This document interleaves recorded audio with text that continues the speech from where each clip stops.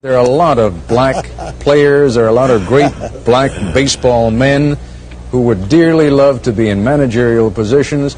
And I guess what I'm really asking you is to, peel it away a little bit. Just tell me, why do you think it is? Is there still that much prejudice in baseball today? No, I don't believe it's prejudice. I truly believe that they may not have some of the necessities to be, let's say, a field manager or perhaps a general manager. How many quarterbacks do you have? How many pitchers do you have that are black?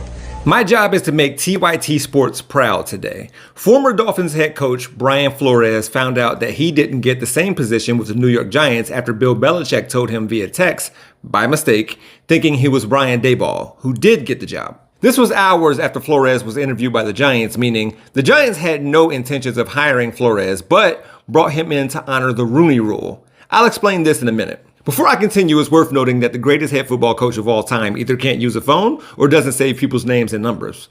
Goated. Flores was fired January 10th despite recording the Dolphins' first back-to-back winning season since 2003.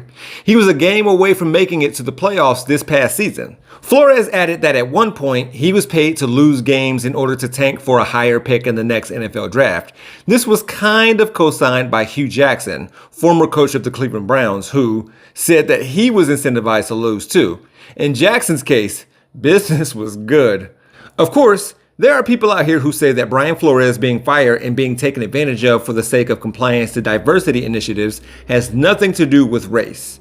White coaches get fired all the time, they say. Now, compare the overall records and winning percentages of white NFL head coaches to the small sample size of black NFL head coaches all time. Are they similar? Also, how many black head football coaches inherited dumpster fires? How many were fired after seasons with winning records?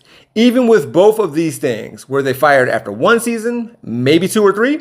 Did these black coaches get shorter leashes? Did these black coaches get additional chances to be head football coaches after being fired?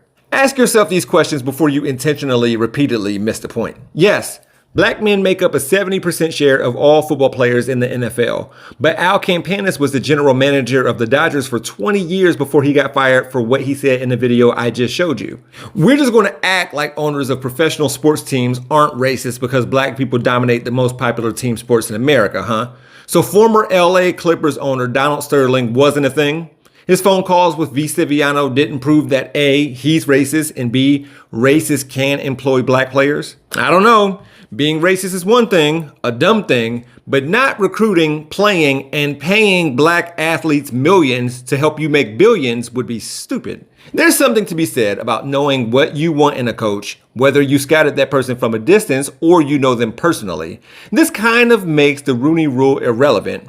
Owners have made a mockery of it. But if the thought processes are as follows, that white owners are generally more comfortable with hiring white coaches whom, for one reason or another, they're more familiar with and can relate to, then can you imagine how black players feel when they play for black coaches? As I mentioned earlier, the NFL adopted the Rooney Rule in 2003 based on recommendations made by the league's Workplace Diversity Committee. It was named after then chairman of the committee, Dan Rooney, the late owner of the Pittsburgh Steelers. So, under the Rooney Rule, NFL owners are required to interview minority candidates for head coaching positions, in addition to now including executive level spots like general manager.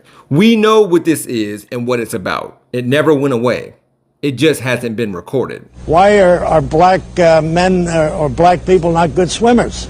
For Rebel HQ, I'm Jeff Wiggins. My architect knows Japanese. For more from the Young Turks, stay right here. If you want to see content from yours truly, click on the hashtag below. I can also be found on all socials at He Gon' Be Alright. Thanks for watching.